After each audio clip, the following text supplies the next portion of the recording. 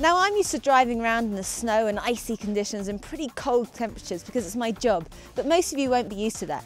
So here are my top winter driving tips. The first thing to do is clear the snow and ice from the vehicle. I know it's tempting to clear the windscreen, but having a dump of snow on the roof is a real hazard for both you and other road users. Now if you are planning a long journey, it's definitely important to have some spare water, food and some spare clothes, just in case of an emergency.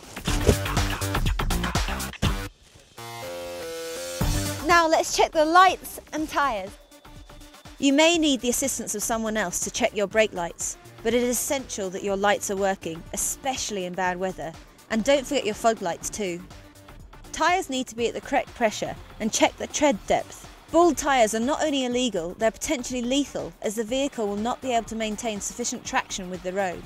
Next, it's time to check your fluids.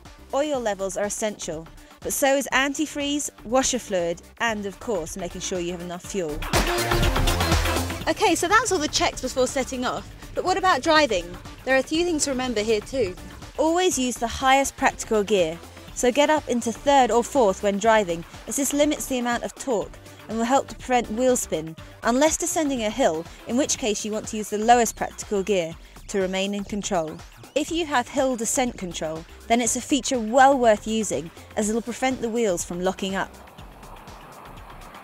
It may sound obvious, but you must leave extra distance between your vehicle and the vehicle in front of you.